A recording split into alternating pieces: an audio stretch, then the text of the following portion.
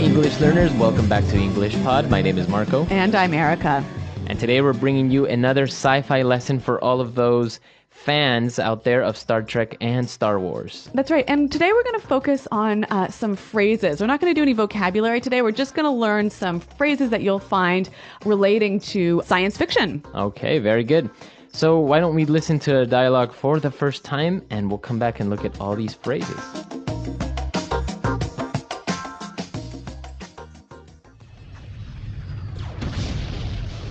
Captain, we are under attack by an unidentified ship.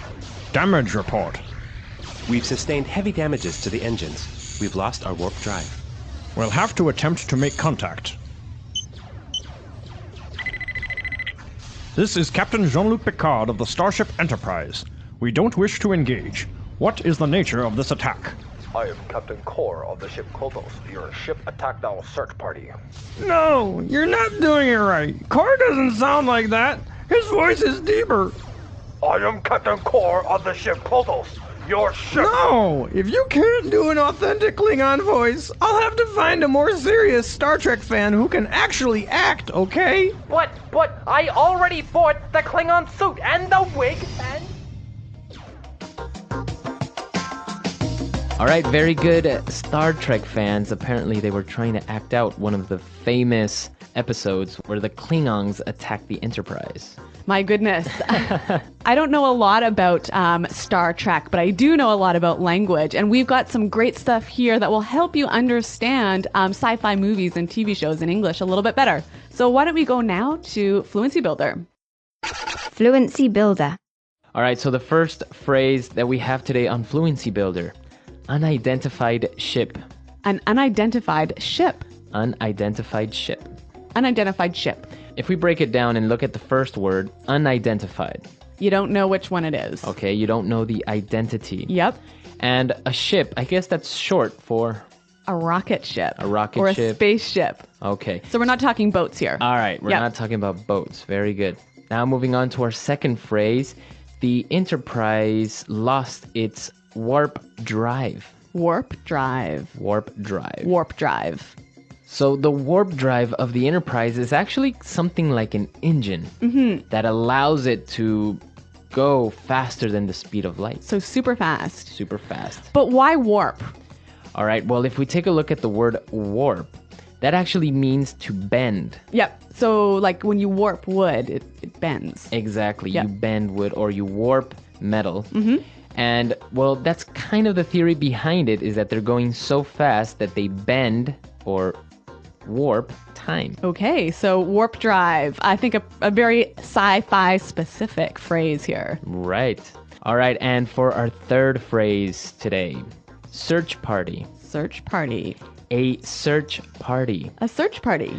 Okay, so what is this? Are we having a party? What's going on? Well, when somebody gets lost, maybe in the woods or something, you send out a search party to find them. So a party would be a group of people. Exactly.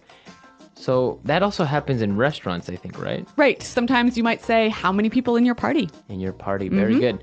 So party, group of people. All right, so in the dialogue, we saw that actually these were not real Star Trek characters, but they were just acting. But it didn't sound quite right? Yeah, he said that his voice is deeper. So a deep voice. Deep voice. A deep voice. All right, we're going to hear an example of what a deep voice sounds like. The one constant through all the years, Ray, has been baseball. America has rolled by like an army of steamrollers. It's been erased like a blackboard, rebuilt and erased again.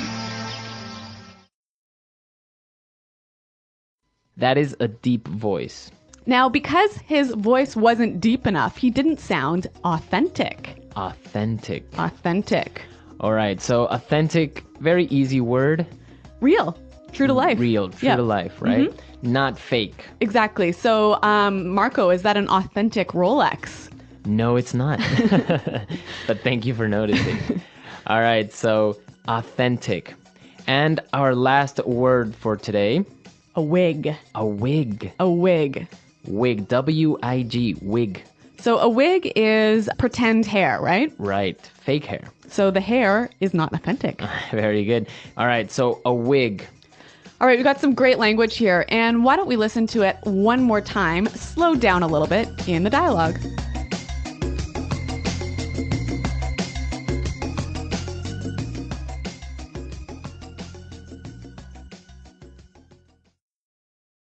Captain, we're under attack by an unidentified ship. Damage report. We've sustained heavy damages to the engines. We've lost our warp drive. We'll have to attempt to make contact. This is Captain Picard of the Starship Enterprise. We don't wish to engage. What is the nature of this attack? I am Captain Kor of the ship Klothos. Your ship attacked our search party. No, you're not doing it right. Kor doesn't sound like that. His voice is deeper. I am Captain Kor of the ship Klothos. Your ship. No, if you can't do an authentic Klingon voice, I'll have to find a more serious Star Trek fan who can actually act, okay? But, I already bought the Klingon suit and the wig. All right, now it's time for us to take a look at more phrases today in Fluency Builder. Fluency Builder. All right, so we've got some phrases here that you can use together with a number of different words, right? Exactly. So the first one, we heard that Data said we're under attack. We're under attack. Under attack. All right, so if we're under attack, it means that we are being Attacked. attacked. Someone is shooting guns at you or trying to hurt you or something like that. Okay, so we are under attack. Very popular phrase that you would hear in war movies or something. Definitely. Now you can change this by changing the last word. We are under fire. Under fire, which basically means the same thing. Yeah, except when you're under fire, there are guns involved. Okay, so they're shooting at you. Yep. All right, we're under attack. We're under fire. All right, moving on to our second phrase. We've sustained heavy damage. Sustain heavy damage. So when you sustain something, you receive it or you undergo this thing. So usually it's related to injury or to receiving some type of negative thing. Okay, so why don't we listen to some examples of how we could use sustain in context? Example 1. John had a car accident and sustained a fatal injury. Example 2. The boxer sustained a severe neck injury in the championship fight. Example 3. Luckily, the warship didn't sustain any serious damage. All right, so you see, we typically sustain something like an injury or damage that is negative. Very good. And the last phrase for today. What is the nature of this attack? What is the nature of? What is the nature of? Okay, so basically he's just asking, why are you doing this? Right. Why? What is the reason? Yeah. What is the purpose? So again, we have some more examples of how you could use what is the nature of in different situations. Example 1. What is the nature of your visit to the United States?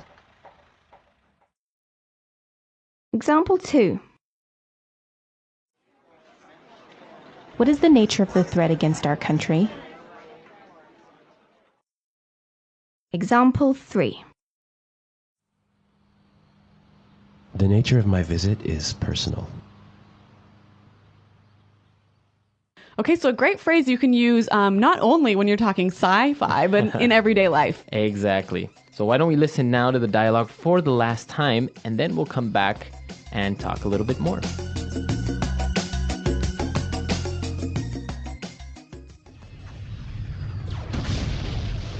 Captain, we're under attack by an unidentified ship. Damage report. We've sustained heavy damages to the engines. We've lost our warp drive. We'll have to attempt to make contact. This is Captain Jean-Luc Picard of the Starship Enterprise. We don't wish to engage. What is the nature of this attack? I am Captain Kor of the ship Klothos. Your ship attacked our search party. No, you're not doing it right. Kor doesn't sound like that. His voice is deeper.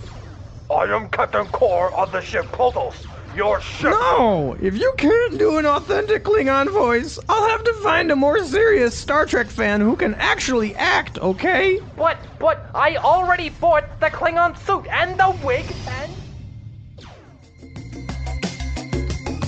Well, Marco, I already admitted that I'm not much of a sci-fi fan, and I don't really know anything about Star Trek or Star Wars. Well, it is a very popular show. I think it started around the 60s or 70s. Yep. Like the first version of Star Trek. And, well, many people follow it now. They dress up. They know the secret language that is used on the show. They know the spaceships. It's a big culture. That's true. And speaking of culture, I think we've got a Star Trek movie coming out pretty soon. So some of this language can help you guys understand it a little bit better. Very good. Yeah. So if you have any other questions or comments related to not only to science fiction, but anything in general, please come to the website, EnglishPod.com, and leave your questions or comments. Well, thanks for downloading, you guys. And until next time, goodbye. Bye.